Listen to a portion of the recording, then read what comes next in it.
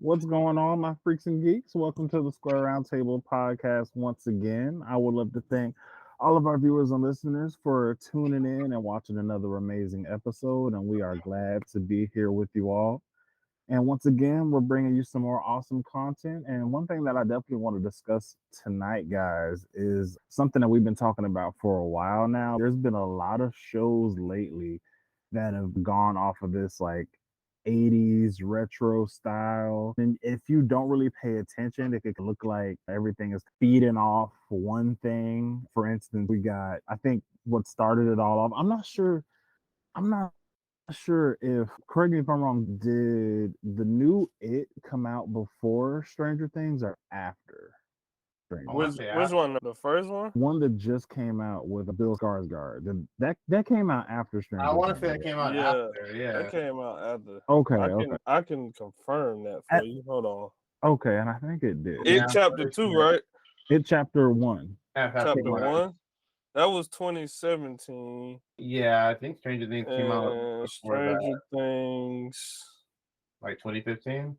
What was season 1? 2016. So yeah, I Stranger was- So it Things just by did. one. It Yeah, by just 1 did. year. By a year. 1 year. Either way, man, it's definitely like a trend because once you get into that style, it's really hard not to love it. It's super duper infectious because like the late 80s, early 90s, the music was crazy. Everything that we literally go off of today in nerd culture was just like starting up back then. Anime was just coming over here.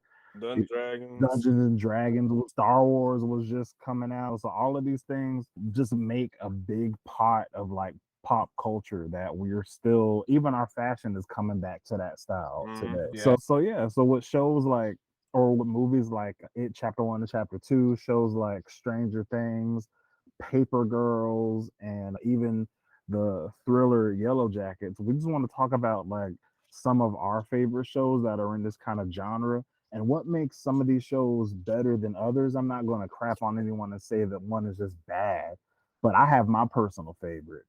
But I just want to jump right in and see out of those shows, I guess we'll go specifically Stranger Things, Paper Girls, and Yellow Jackets. Which one is like y'all's favorite out of those three? And you can give Can we do that 1, 2, 3 order? yeah. Okay, so before I watched Paper Girls and in most of Yellow Jacket, I would have said Stranger Things because that's all I had.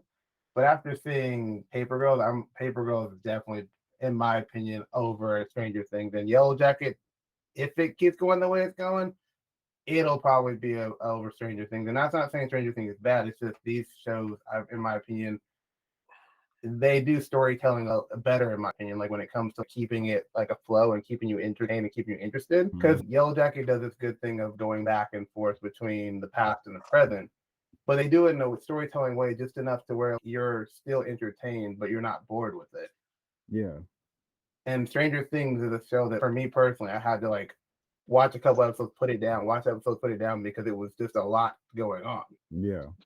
And Paper Girl does a good job of telling storytelling. It's not too convoluted. It's just very not linear because it does loop around, but it's just a very understandable story. So that's why I would say that Stranger Things definitely had the nostalgia on lock before the other two came out, but in my opinion, time travel and sci-fi time travel beats out the 80s nostalgia that Stranger Things has. And that's a hard feat to do, bro. It's like time travel is such a hard thing to do because you can get. Oh, go ahead. No, I was just gonna say when you said that because it can get overcomplicated a lot of Yeah. times. Yes. Very Yeah. overcomplicated. Even when you start factoring in time, agency, and all that, you really have to consider like breaking down like how you gonna put that together. How's that gonna be explained? Where did they come from? Why did they make the time agency and all that stuff? And just to piggyback off of Dmitri, you said a very important word, Dmitri. You said nostalgia. So nostalgia plays a big part in Stranger Things. And I think that's why, like, for me, after watching Paper Girls, and I haven't even really watched the Yellow Jacket yet, but just from hearing what different people have been saying about it and what you guys saying, I feel the same way about Stranger Things, and it get knocked down a lot because it is a good show. It's good acting. The story is basic, point A to B, and we know what's going to happen. Yeah. but I think it relies a lot off of nostalgia. So that's why you can take Paper Girls and Stranger Things and you can put them next to each other.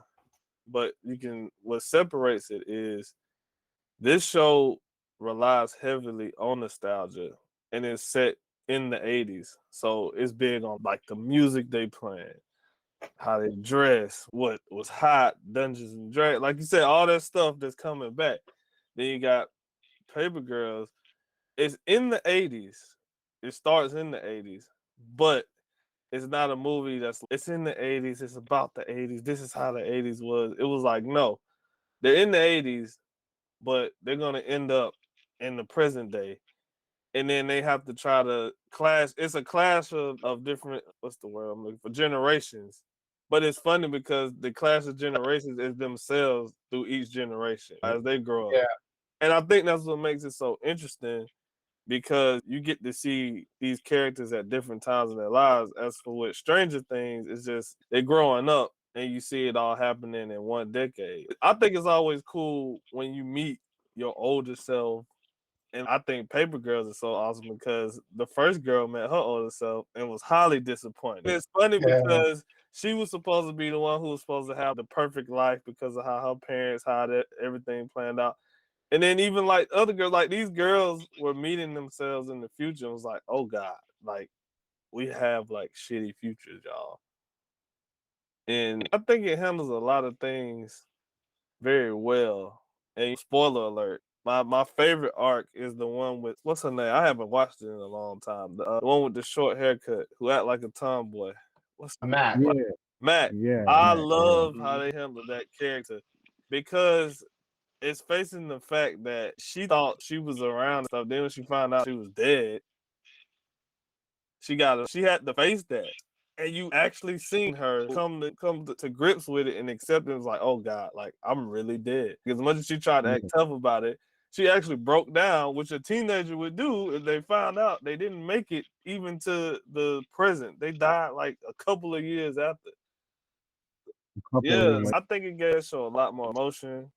I think the dynamic between the characters and how they all came from different facts of life and they weren't immediately friends and they all really just got close because they all got put in a situation where they had to help each other and it was just like spur of the moment, you gotta react. So I think it was good too because it was something fresh and we didn't know anything about it, which I think helped about. I know I just went on no, you're good. 25 minutes You're talking. good. And that's your opinion on the series, man. So you rank Paper Girls above Stranger Things, and I guess you haven't seen Yellow Jackets. I haven't seen Yellow Jackets, so I can't really rank, but I would definitely put Paper Girls above Stranger Things. Not saying that Stranger Things is not good, but it's just I think the nostalgia thing is what get people caught up in Stranger Things because you got people who don't even like that genre. Be like, yeah, I love Stranger Things, but then you'll be like, okay, watch Paper Girls. It's basically like the same thing.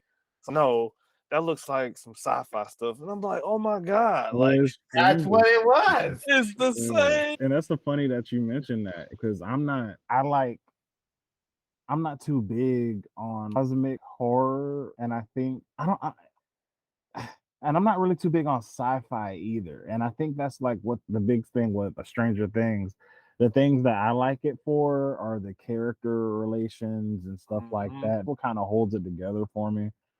Because I've just never been too big on it. And even though I'm a horror fan, cosmic horror does nothing for me. It's like the monster that nobody can beat, the otherworldly monster thing. It just doesn't do it for me. But that craziness is what really kills me with the other show with Paper Girls because it's not like a cosmic horror kind of thing, but it's very much so sci-fi.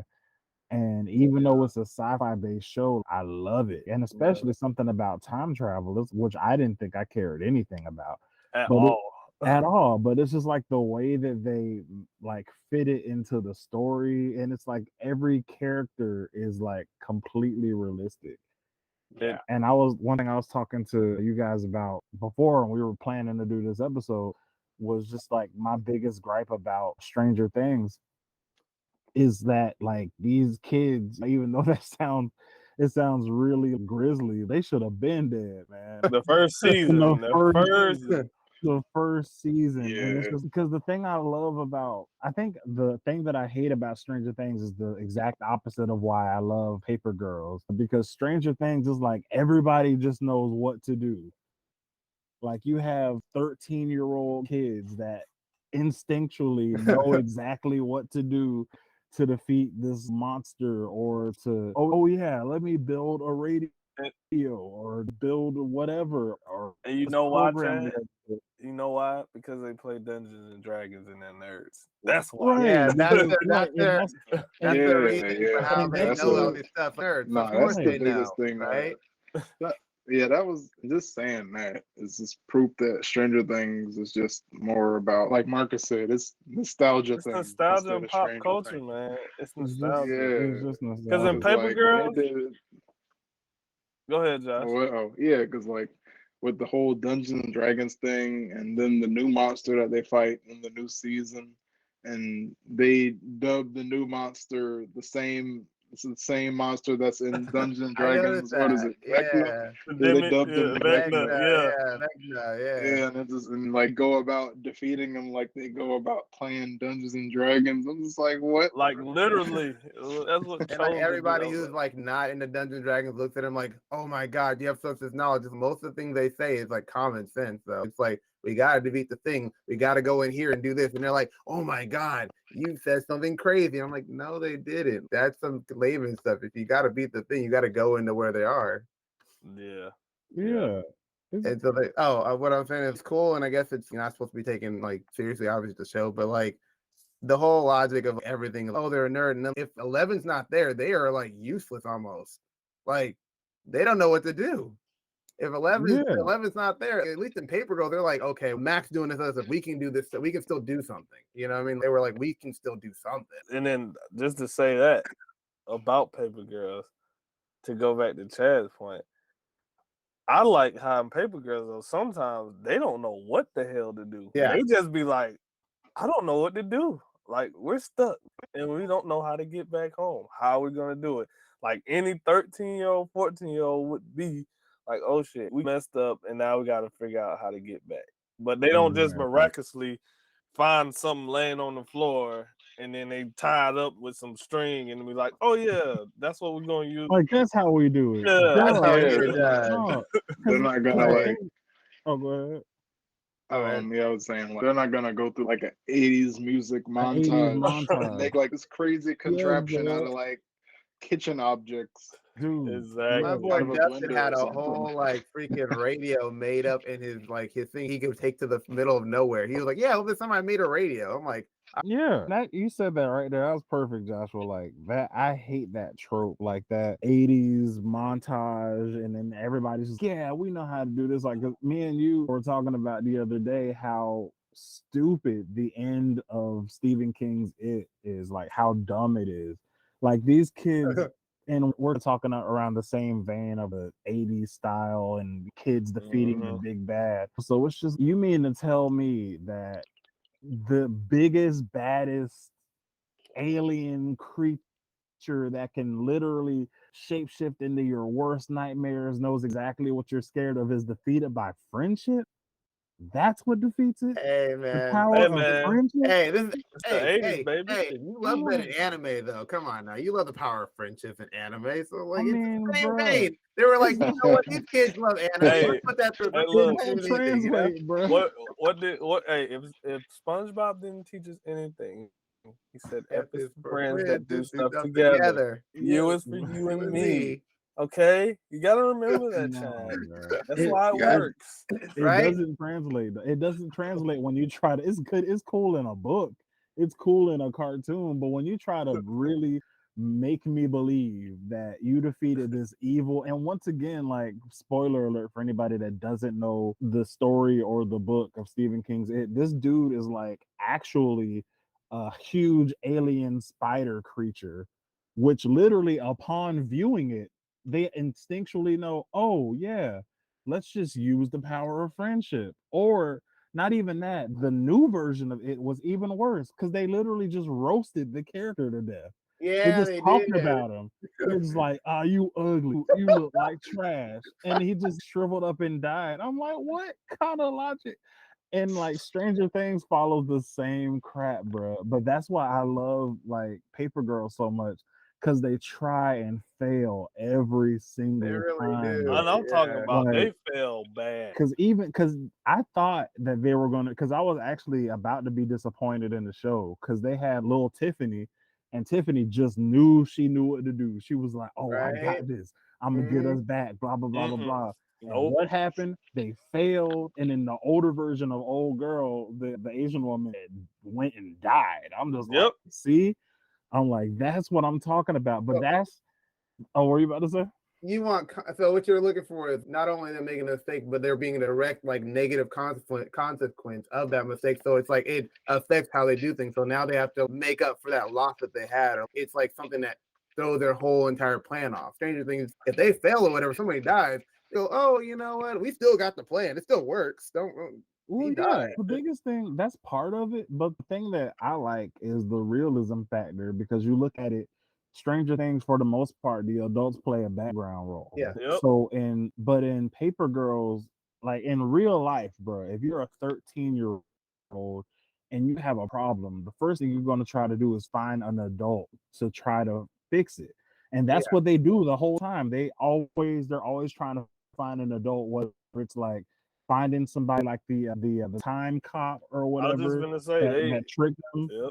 Yeah, Mhm. or trying to find an older version of themselves to stay with and to provide them shelter and to trust Yeah. and all of that. So they're constantly putting trust in adults.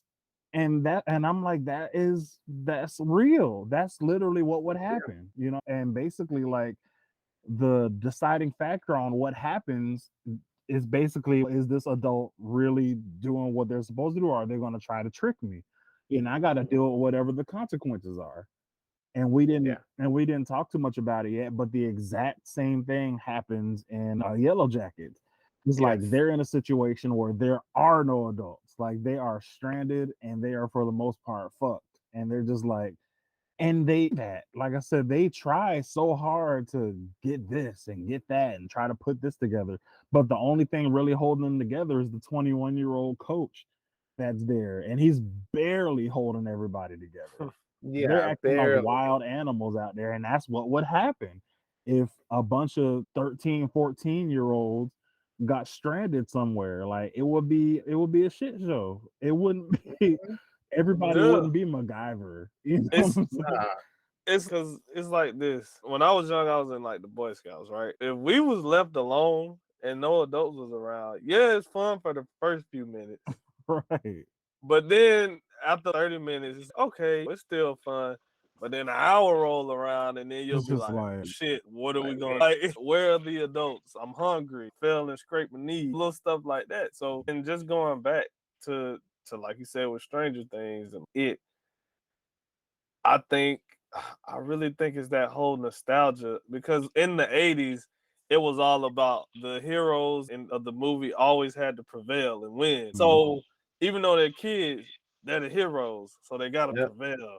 They got to rise up. They got to defeat evil. And I think that's what that connection does. And I think what Stranger Things too is, it has too many of these like labels and they blend all this stuff and the one thing, like, yes, it's inspired by Stephen King.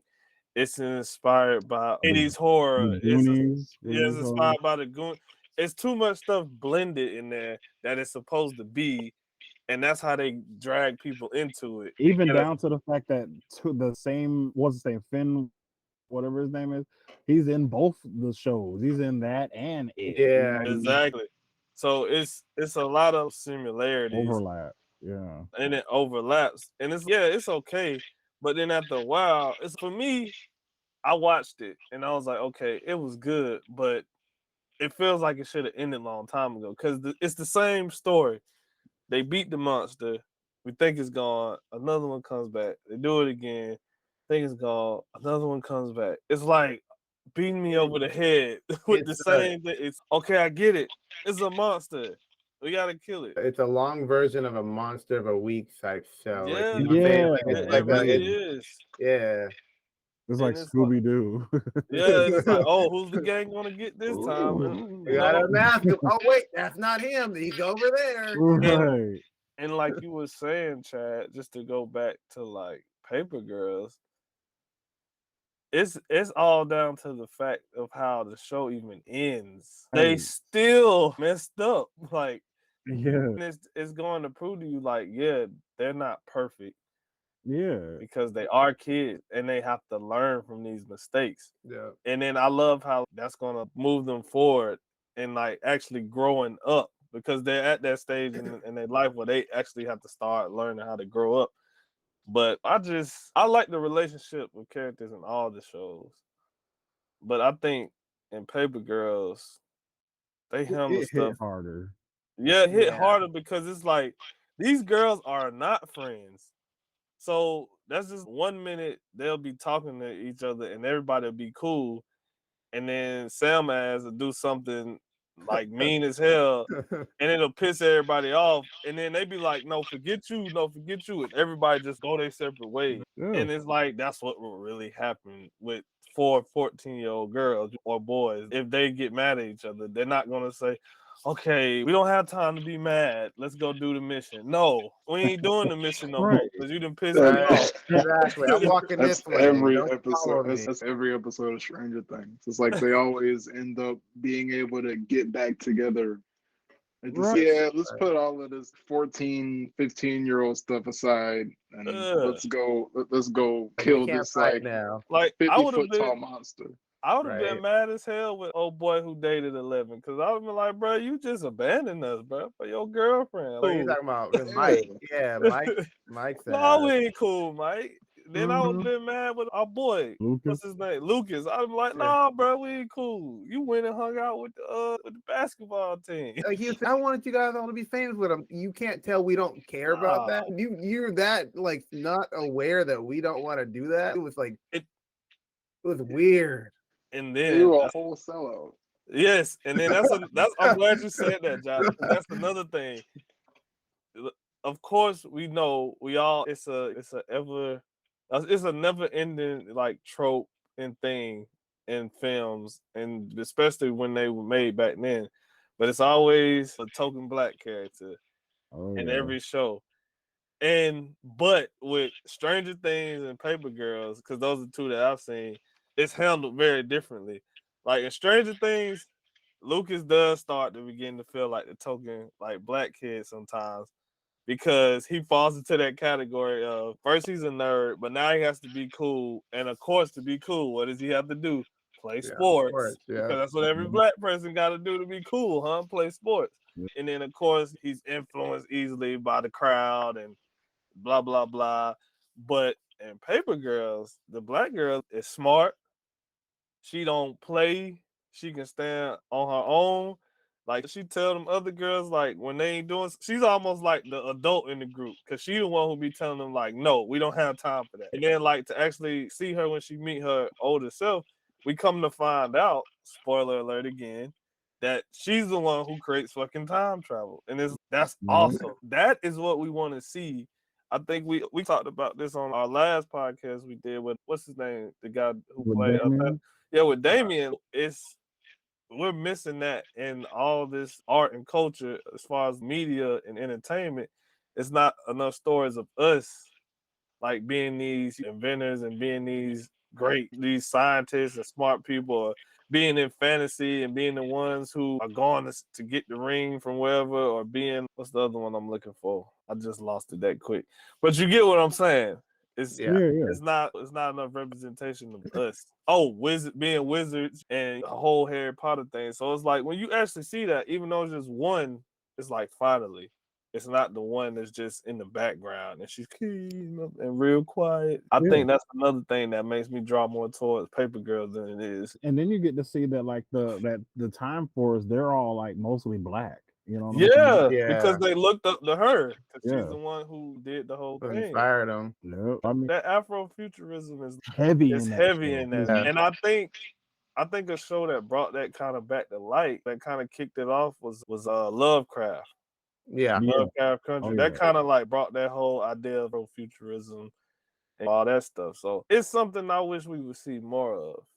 And to see a show like that where one of the characters looks like is like us, and it's like the main person who's they said, no, make sure you go to so and you give this to her because she's the key to what happens from here on out. And I'm like, yes. And literally, and he's not really so much of a science fiction show as it is horror. Dmitri can attest to this. Like Jasmine Savoy's character in that show, she's pretty much that same person that holds crap together. You know, you figure out later that she's pretty damaged too.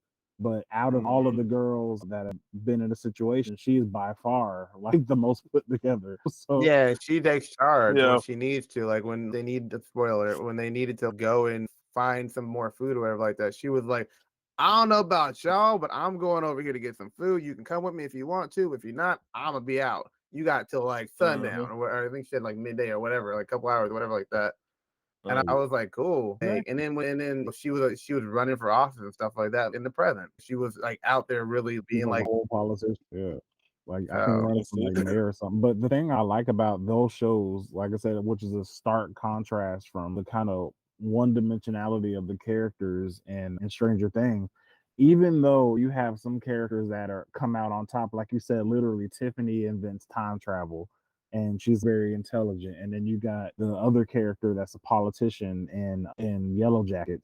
But at the same time, spoiler alert, old girl, she's a politician, but she's got this like thing, you know what I'm saying, where she's like literally rummaging through dirt and acting like a wolf and acting crazy and literally being an insane person at night or whatever. And then Tiffany, that she has a lot of trauma. She her older self and finds out that spoiler alert, she's adopted and that she and at the time that Tiffany met her older self, she was literally like a bum. She wasn't really doing nothing. She was she dropped out of school. Yeah. She was dating a dude that didn't have no real purpose.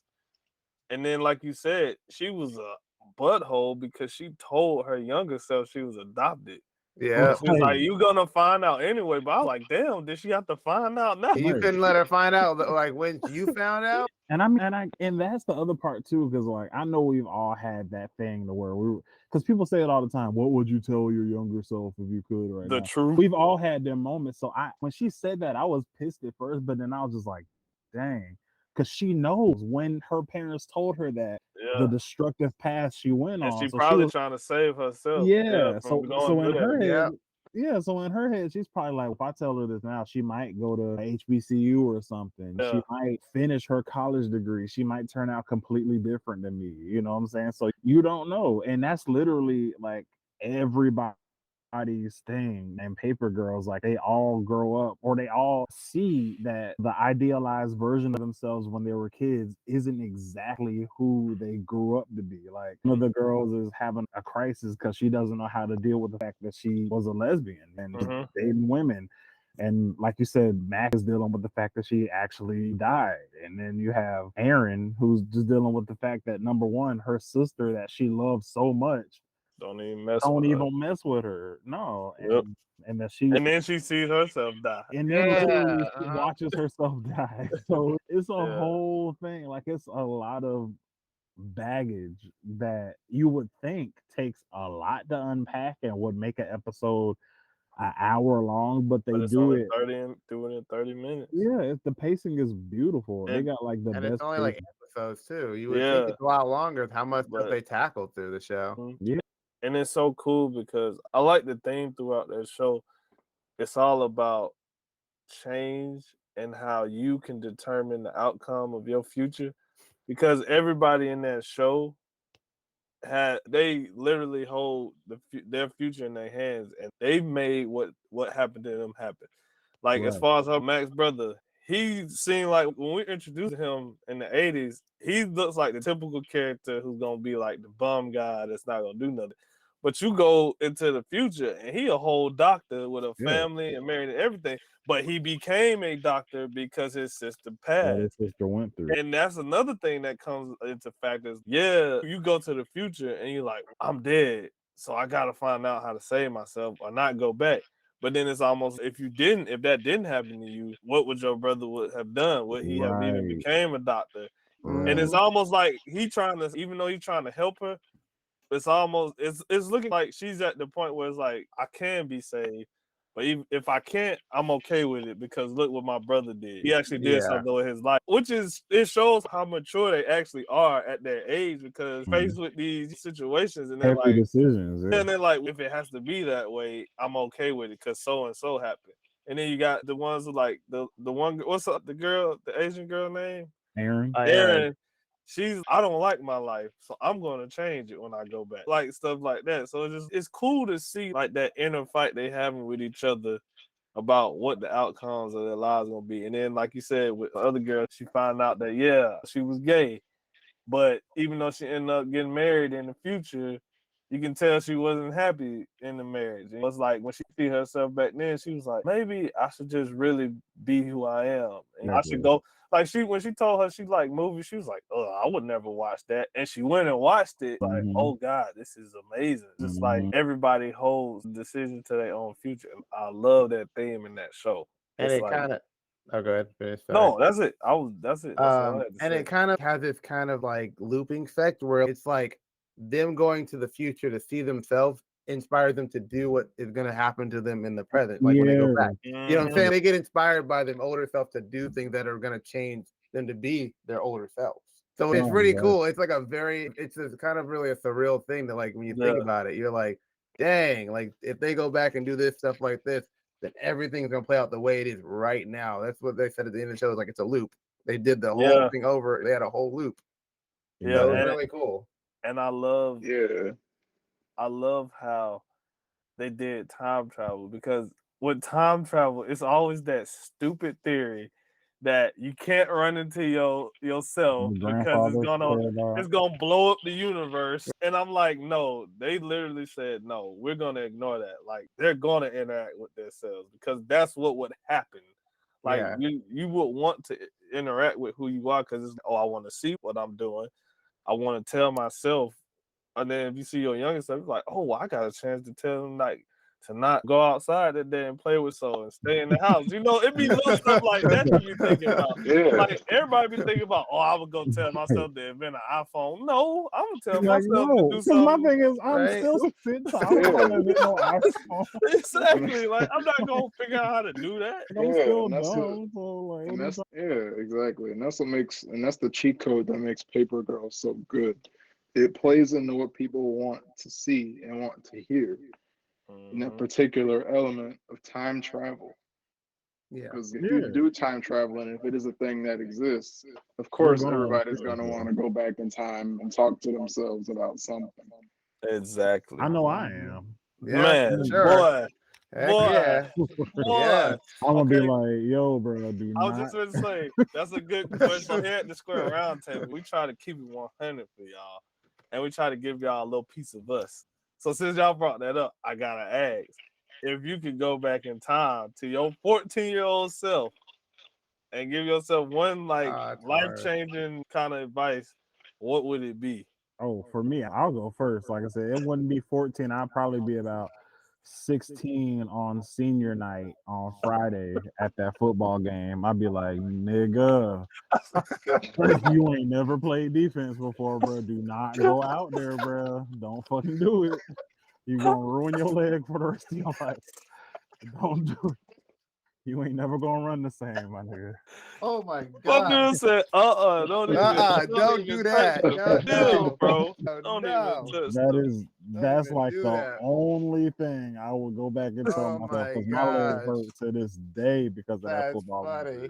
I knew it. I knew that's what you were gonna say when you started talking. I was like, he's gonna talk about the injury. Yep, like because that shit still hurts to this day. So ain't no way, bro. I'd be like, no, dog, don't do it. You ain't never played defense before. Don't do it. What about you, Josh? I see you grinning over there. Even though Josh was 17 like 2 years ago. Basically, let me see. Or if I can go back in time, ask my 14-year-old self something, or tell him not to do something or whatever. I probably tell myself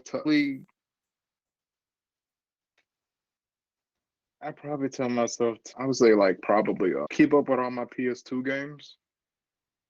Hey, That's it. Yo, That's like legit. I lost I some got assets, some. bro. I Well, got that something too. for you. That I got too. something for you to match that. I'm gonna go because I see Dmitri still thinking. Yeah, I'm still trying to come up with it. It's two things I would do. I would tell myself, I think when I was like what 7 or something, whenever Pokemon was out, I'd be like, bro, do not give away your Pokemon cards. Keep every last one of them that you have and lock them up somewhere. It's like when you go meet that person and they be like, "Oh, Pokemon's it's not gonna last." Don't listen to them. Keep your cards. And then I will go tell my 17-year-old self, "Don't date that girl." I knew it was gonna be so. Hey, I got one. I got a solid one. I just thought you just triggered something. So I'd go back to my 7-year-old self. Yeah, because I'm going way back to this now. And I say, put that dang Game Boy Color in your pocket. Don't give it to them to put in that box because you ain't never gonna see it again. You ain't never gonna For real, bro. For real. I was just gonna say something like that. I was so mad, boy. When I tell you I opened that box looking for that Game Boy Color, and then I was so mad. Oh my god! I had Let's Get Ready to Rumble in the thing and the Pokemon Yellow. Yeah. I was sad. Yeah. All the colors, the ones that are like this big, not the like small, but the ones that are. Yes, bro. Boy, I was so mad. So yeah, but no, same thing. What was that? I have these 2 rare Game Boy Advance SPs. I was about to say the SP. I lost the silver black one. SP and the silver one. I don't know I lost what the silver one, and I had a fiery red one. I had A red, like a rare fiery red one. Like I had a Game Boy SP. The Chad had like PSP. So. No, I had the SP too. I had a black SP. Yeah. Oh, okay. I remember them SPs. I had the blue one. Yeah, we had SP at the same time. Them things were so cool. They were fold. They were like a little flip phone. Oh, I love them so much. Yeah, man. So yeah, it was like a DS before the DS. It was. So I think just like how we just sat here and just did that, it's cool that we have something as far as like entertainment that we can relate to on that kind of scale. Yeah, this is something I can personally connect with. Honestly, if we're gonna be real, nobody our age can really connect with Stranger Things because of the fact the only thing you can connect with really is okay, they nerds, they like Star Wars, they like video games, and they can't get the girls, but everybody wasn't like that. And then on top of that, it's in the 80s. None of us can relate to the 80s because we weren't even around during the 80s. Exactly. So it's like we can't relate to certain things that's going on because it's okay, I wasn't a part of that culture. Yeah, I know about it because of the internet and all that and the nostalgia factor of it, but it's not really relate to that. As for with Paper Girls, they were in the 80s. In the 90s though. But they grew up in the 90s. So even if it was to show us another time period, we would get to go to the 90s, which we do. We go to the 90s, we go to the 2000s. And these are all eras that we're familiar with because we were around during those times. So it's like, okay, I can relate to that. And just as a fact, like going back to what we just talking about, we can all connect because it's our older selves. We get to look at who we are in the mirror a few years down the road and not we stuck in this one time span of a decade. And we ain't trying to bash Stranger Things. We're not saying it's a bad show. It's just it gets overbearing when it's the same plot. Even though they add some new stuff, put some cool characters. It's okay. When are we gonna move on from that? When are we gonna move on from the monsters and blah blah blah? And let me not forget to give a shout out to Lucas's sister because I know people gonna be like, well, you forgot about Lucas' sister. Who's a black girl, but she fell into the same trope as her brother. She ended up doing what? Playing Dungeons and Dragons. Yeah. But I thought she was gonna be like the cool nerd, and she was gonna break away from that. But every nerd doesn't play Dungeons and Dragons, guys. I don't know why that's a thing. Except for me and Joshua. All right. But to be fair, shout out Jordan. Shout out to Jordan. That was Jordan's fault. Shout out B-side. Shout out Jordan. Shout out to Jordan. But yeah, I think the thing about the whole Dungeons and Dragons trope and how all nerds do it, it's cool. But it just gets weird when people just make it their thing. Yeah. When you make something like your whole personality or whatever. Exactly. Yeah, I'm that way too. And just quickly, like as far as making some of your whole personality, another thing that was big for Paper Girls, I just love the whole dynamic with old girl and her older counterpart. What's her name? Her name was something. It's her name. KG? No, the black girl. I forgot her name. Just Tiffany. Tiffany, right? Tiffany. Because they just number one, I love like that she's a black woman in STEM. I love that representation. And I think it'll be so cool if it was so emotional because I was just like, bro, like my younger self would be fucking floored, bro. Like if my 14-year-old self that literally couldn't pass a math or a science test would be floored. You're like, what the fuck are you talking about right now? What are you saying? So, yeah, it would be the same reaction. But even then, they showed how it could be like that's not your whole personality, and because you're good at something, you still want to be in something else. You just don't want to be known as somebody that just does science and that's all you do. And then you have your faults. You know what I'm saying? That old girl left MIT because she didn't feel like she saw herself. She felt like she was alone and that kind of stuff. So you aren't perfect. And I just love that representation. Which is perfect. Which is something we do face in reality as African Americans. We get accepted into these institutions because of our academics and all that. But when we get there, we don't feel like we're supposed to be there because it's such a big separation of the other backgrounds and cultures that's there. And you feel isolated at times. And especially like during the time in the show when she was supposed to be there, it's almost, I'm smart enough to be here, but why am I really here? Because I don't feel like I'm supposed to be here. Yeah. And that'll cause you to be like, I don't want to be at this school. I'm going to drop out. And you really go through that struggle in college. And if you do go, and I think that's another thing, depending on the type of colleges you go to, when you go to schools like MIT, Georgia Tech, stuff, those engineering schools, and Josh, you know this because that's literally what you do for school and stuff. It's you got to compete at those higher, like the higher levels. You got to compete with 1,000 other students that are probably way smarter than you. Probably got the money, the funds to do all this stuff. Out and even though you smart, you still down here because you got to catch up with everybody else in certain categories. So it's like we can relate to that. When she was saying that, I felt that. I was like, yes, this is exactly how you feel when you go to those schools. Even from like me, when I first really started getting into Georgia State, when I got to Georgia State, I was like, man, am I really gonna be able to fit in? Like as far as like an art student and film majors, I'm gonna be able to fit in with all these other kids who probably been doing this since like high school. And it was like, I was like, nah, I can do this. And once you realize you can do it, you move on from there. But I thought that was cool too. And I greatly appreciate it. Because that's a real thing with African Americans. And it's been that way since we've been able to go to these universities.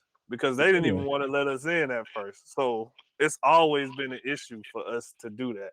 Yeah, so culture, like I said, you get an immediate culture shock because even when you go to a HBCU, because you go from being like just looking on the academic side of things, you go from being the smartest person in your class to everybody smart. You know what I'm saying? It's just you're not the center of attention anymore. So it's just like, oh dang, everything just went up a notch. So now I'm competing against people, like I said, that have been there, done that, and did it again. I'm going to school. Like I remember my first year going to school, I'm like, whoa, because I'm still thinking of myself as a kid. I'm going to class with dudes that are like grown men. I'm just like, geez, this is insane. So it's really a culture shock, man. And if you're not ready for that mess, it can really get to you. So like when Tiffany said that, I was just like, dang, I felt right there. I've been in situations I felt like I was alone. Like literally, I've been in a situation where I was the only black guy in the room and in academia. I've been there, done that. So I was just like, bro, I feel exactly where she's coming from. And if I was in the same situation,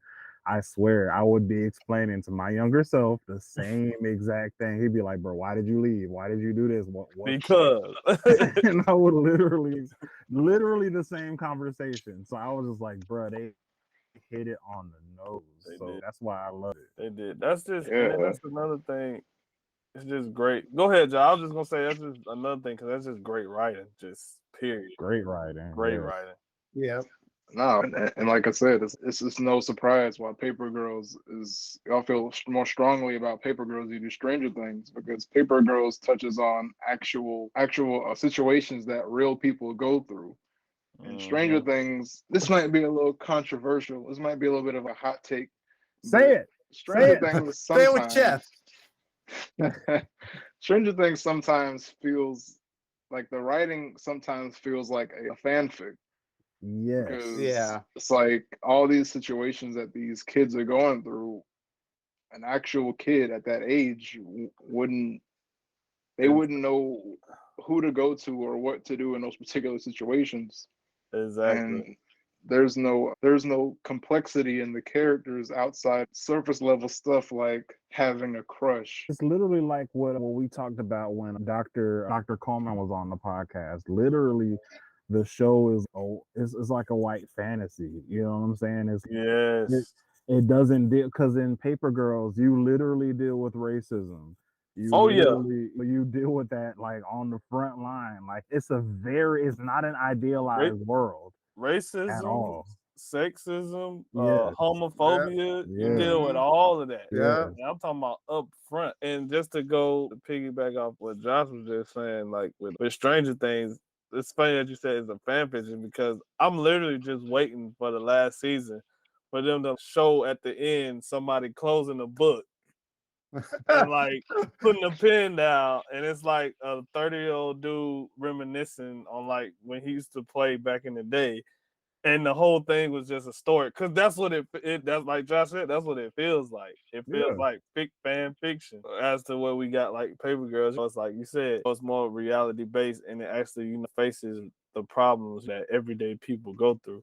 And can I just say this, that to take our hat off to, once again, the great writing in Paper Girls, because they handle female characters the way you are supposed to. Yes. They're not making them they're not too broken down or too emotional. It's just the right amount of everything that you need to have some strong female leads. Like even as far as like, the woman who was chasing them, she came in and he was like, damn, she mean business.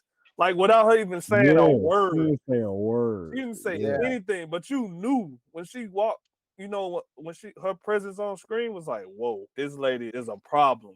And I just love the fact that she just looked like one of our aunts or something. Yes, and I was like, that lady look like she gonna bro. whoop somebody. Yeah, she looks like she gonna whoop for real. I was just like, bro, this is cool as shit. And that's the thing. This show is heavily female leads. It's real heavy. So it's like they're executing it. And that's what we want to see. People say it's not enough good representation in film and TV shows. That's what we're missing. More of that. Because it has nothing to do with like race, because all of them come from way different backgrounds.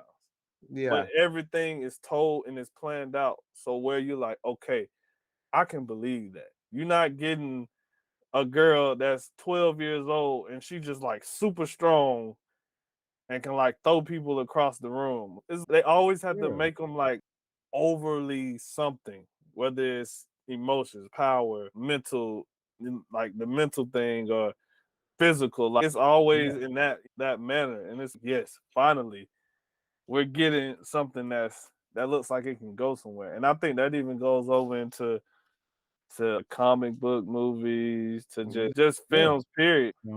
It's time to start getting it right, because that's what we need.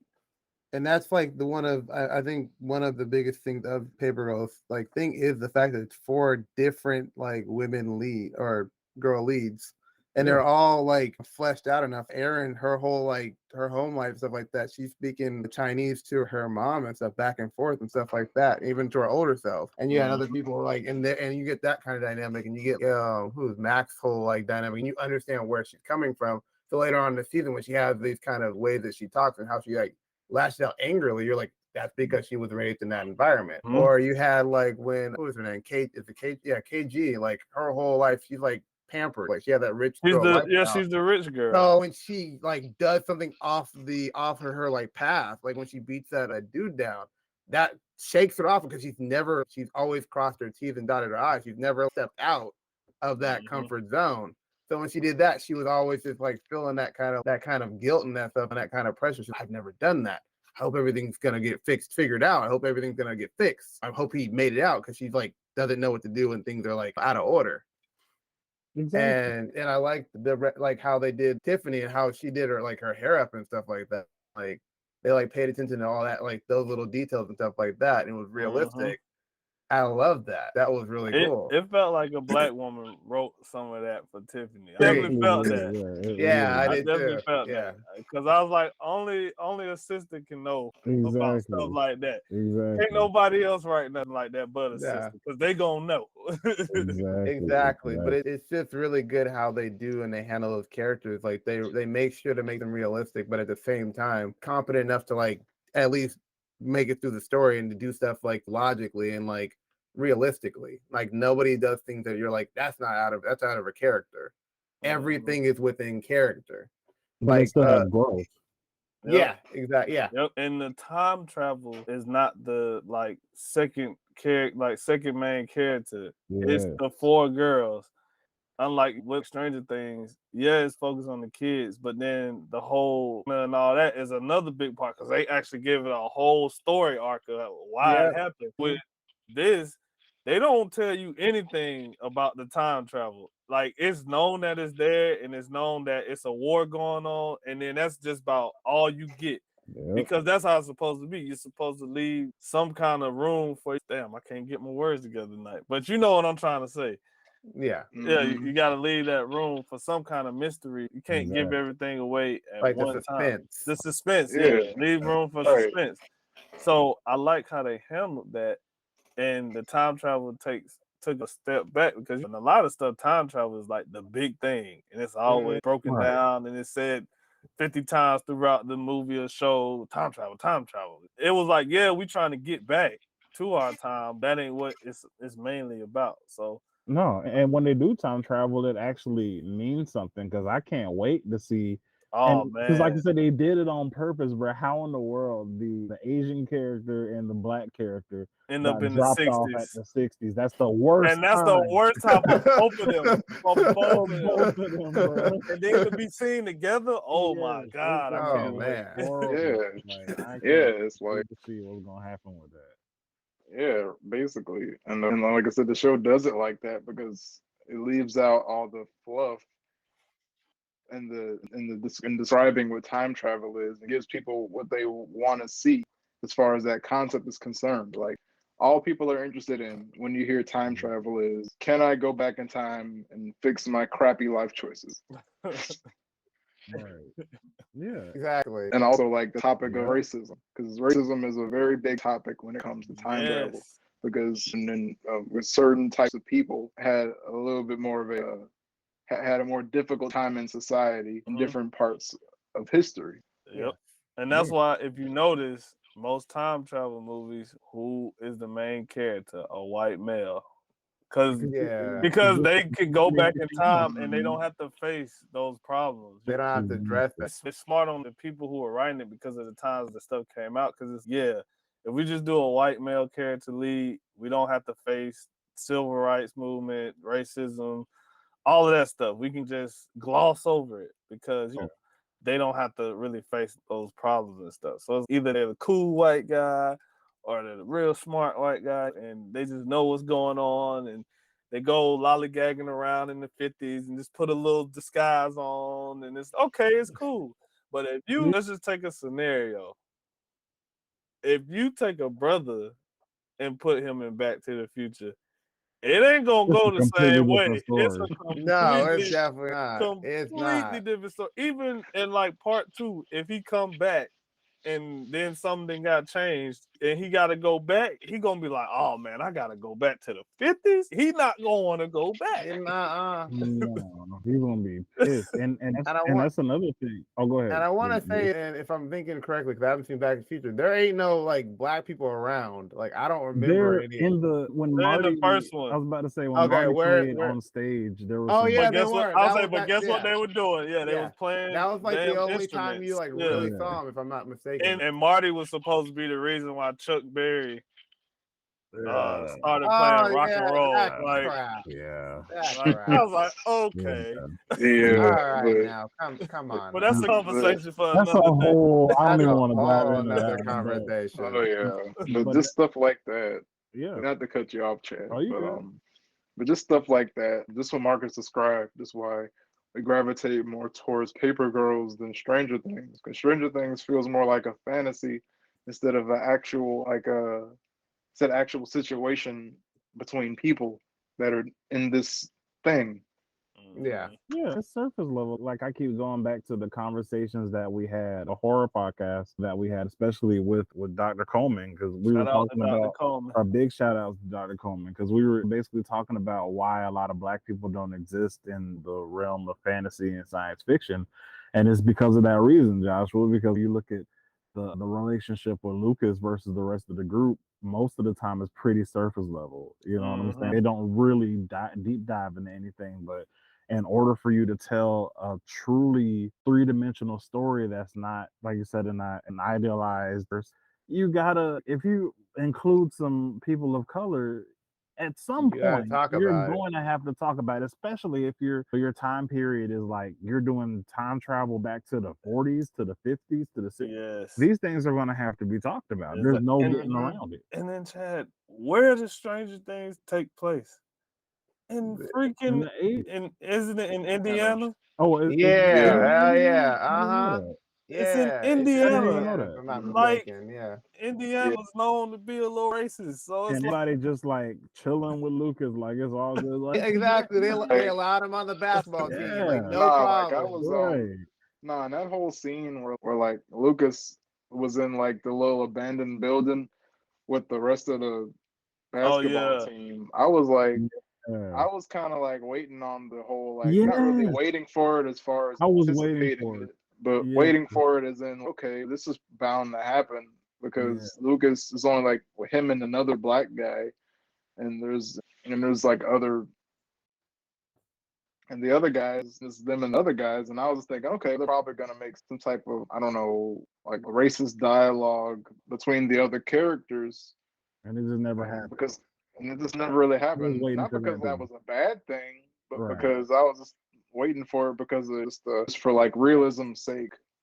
And to give some kind of dimension, some other dimension to the character. And I think that's why we are all saying that, because people will get the wrong impression from what we're trying to say, and they'll think we're saying, yeah, if you have a black character, they have to have some struggle. It's not about a struggle point.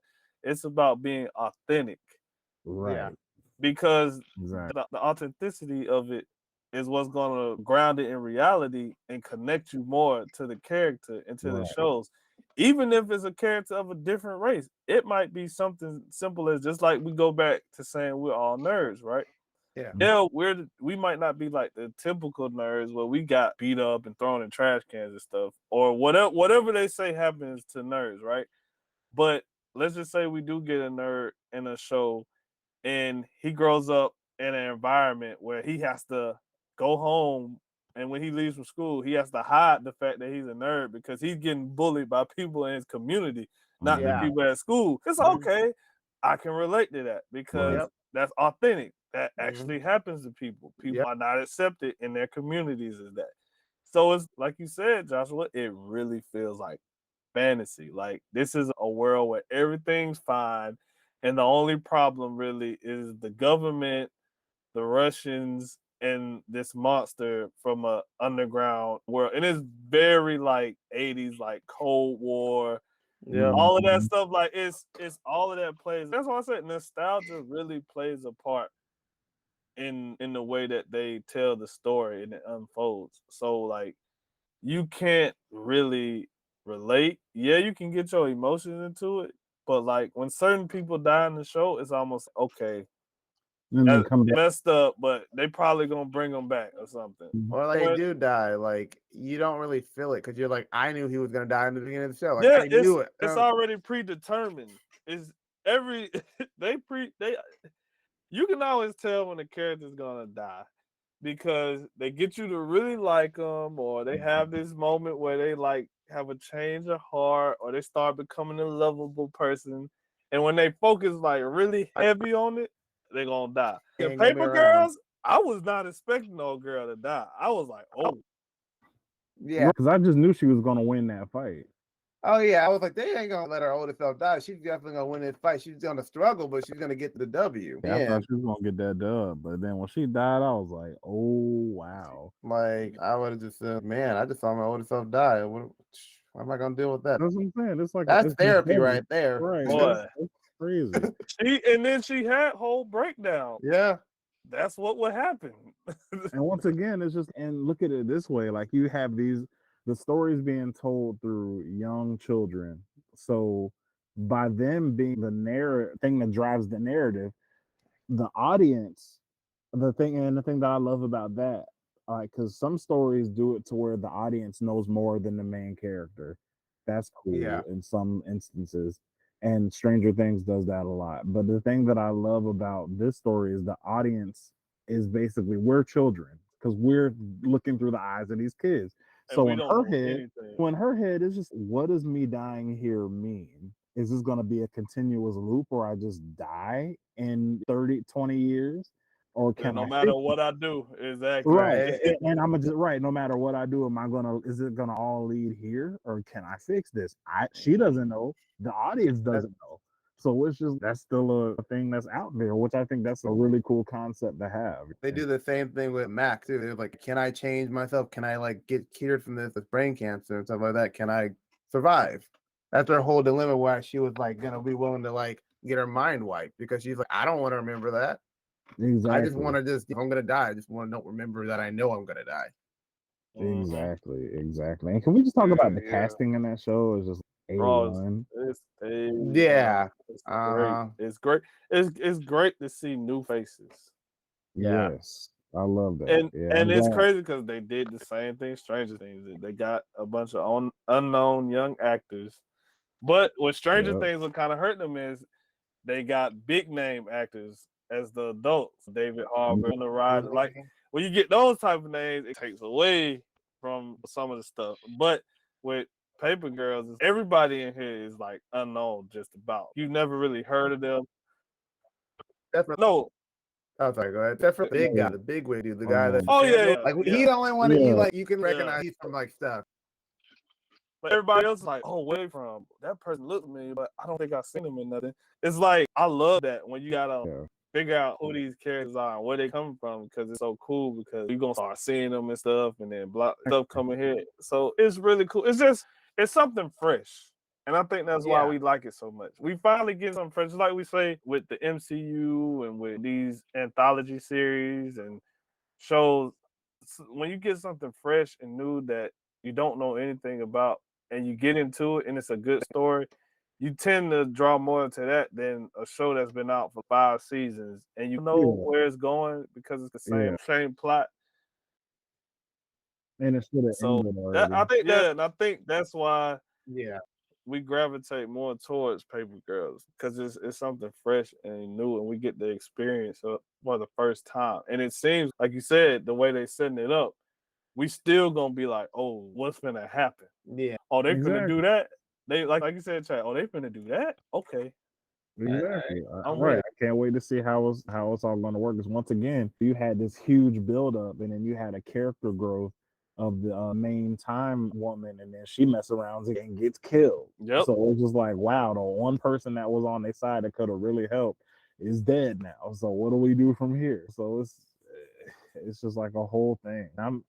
I'm definitely excited to see what's going to happen, and really in all of the shows. I know we didn't really talk too much about Yellow Jackets, but once again, they're coming out with a second season. And the big thing with Yellow Jackets, if any of our viewers and listeners are fans of the show, is who got eaten, because somebody got eaten. Someone did, and like I got some bets on there and stuff like that, some ideas. But at the end of the day, like what Yellow Jacket does is it does play around with time, but it doesn't do it in the same way that Paper Girl does. It's like flashbacks, heavy relatable, like heavy reliant on like flashbacks, and showing you just enough in the flashback to keep you going and going. Okay, now we're flashing back to the here, and that is relevant to what they're talking about or what they're doing. Yeah. And I will say one thing, out of all of the cast, like the Yellow Jacket cast is like there's no redeeming quality. They're realistic, but they're like none of them are redeemable at all. You don't like you sit there. I was sitting there watching the show, and I'm like, I don't want any of these people to get off the island. Like, they're not good people. I'm like, man. They're all pretty trash. And you thought, like, I originally thought that the main girl, like the kind of homely, because you got the team captain, and then you have the kind of homely one, her best friend. I thought she was going to be like pretty cool, but then you find out that she trash too. It's just been sleeping around with her dude and stuff. It's like, dang, bro. It's like you ain't no good. So it's just one of them things, man. At the end of the day, it's a great show too, and exactly. And all of them are dope. And then at the end of the day, I just want to give a big shout out to the fact that all of these shows literally have strong female leads. So that's good. Yes. Huge shout out to that. All of them have really strong man. So and variety in females too. And like variety of variety. They're not all the same type cast. They're like very different personalities and how they like interact with each other. It's really good. Even though we could have used a couple more sisters in Stranger Things, I'm just saying. We could have used at least like 3 more sisters. I think one of the older girls could have been a sister. That's right. You get what you get nowadays. You get what you get, of course. But, you know, I could use at least 2 more sisters. Look, we ain't over here complaining, making a whole 30-second rant video about it. But other than that, y'all, definitely before we head out, man, any closing thoughts about anything we just got done talking about? I hope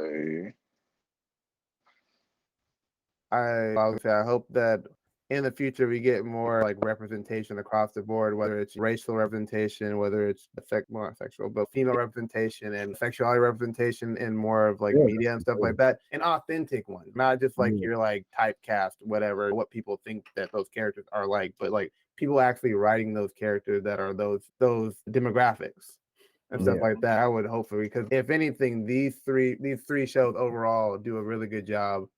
And hopefully they're a good push in that direction. Yeah, I think so.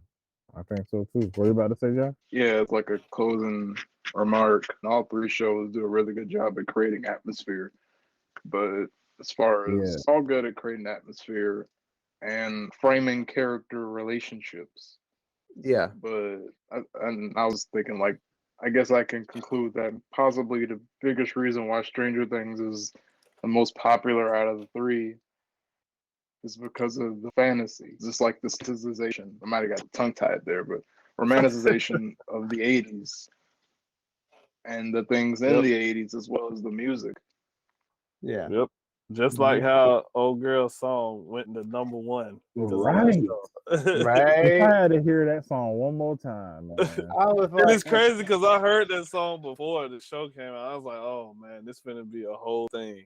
Yes. And I was like, cool, kudos or whatever. But I was like, I needed like maybe 3 or 4 times. And I was good. Like I didn't even need to hear that. But like after that, I was like, you know what? I'm tired of seeing this song on TikTok. I keep seeing it in videos, and I'm like, y'all playing it to death. Get your money, girl. But like that when it came out originally. Right? Yep. Get your bag, but you don't need to hear it more than that. Come on now. I think what I got to say to just close out is when we get shows in this realm, this genre that touches on all of these things that are from our culture and our backgrounds of how we grew up and what we were influenced by, what we love to do and what we're passionate about. And we see it all start to go in this melting pot. It's good that we have that platform, but now it's time to elevate it.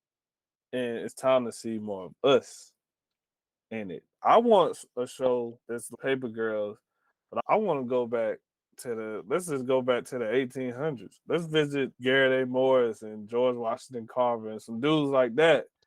And let's throw them in. Chad always say, let's get some of that historical fiction going. Let's put a little sci-fi in there. And people are very quick to say when you talk to them about that. And it's always this baby boomer generation. Not to knock any of them down, because God knows my parents are baby boomers. So I don't want to get nothing started. But it's like a mentality of, just like our good friends who made Harriet Tubman Demon Slayer. Oh, you're disrespecting Harriet Tubman by making her a demon slayer. she was a strong black woman who freed the slaves, and you shouldn't disgrace her character by doing that. It's not a disgrace. She's literally still helping people, but she's slaying demons. It's about fantasy and having that. It doesn't always have to be sad and depressing and beat down and dragged out. We can make something out of these stories because for so long they've been told the wrong way anyway.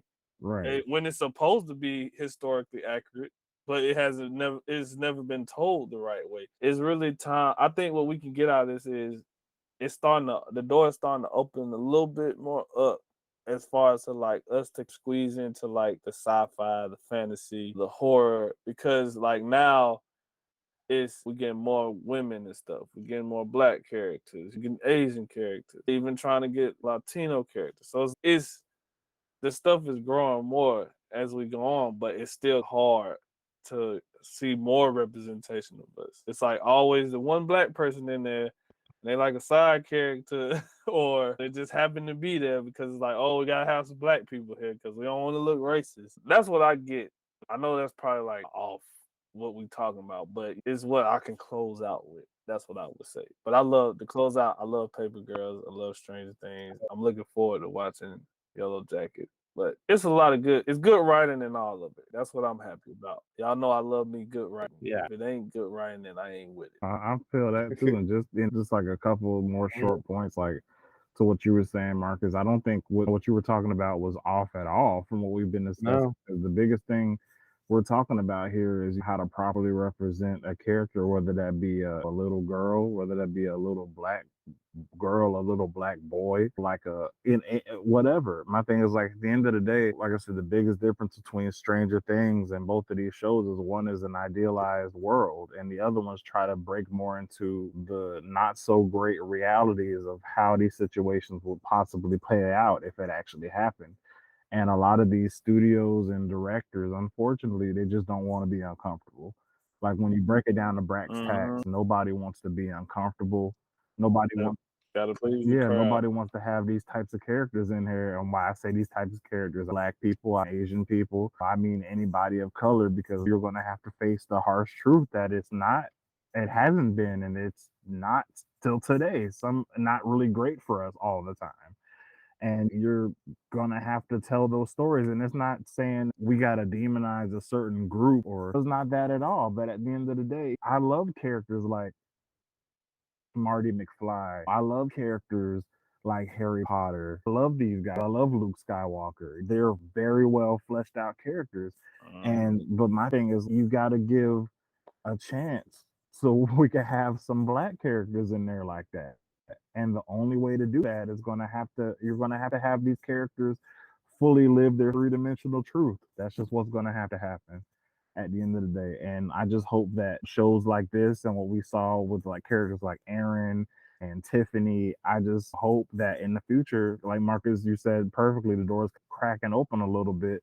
It's going to take some time. I definitely hope that we can open the floodgates and have many wonderful stories about a lot of these characters with different backgrounds being told. Another example, we didn't really talk about it, but once again, Wednesday, you got a Spanish family. You know what I'm saying? Character is very much so a Spanish woman. They lean into that. They're not trying to hide it. That's a whole other podcast. But once again, that's another example of that representation that, hey, I would love to keep seeing. That's great. Let's get different people on the screen. But other than that, y'all, it has been a wonderful podcast, and I hope all of our viewers and listeners enjoyed it out there. And before we get out of here, guys, I just want to go ahead and do our shameless promotion. That's shameless promotion, baby.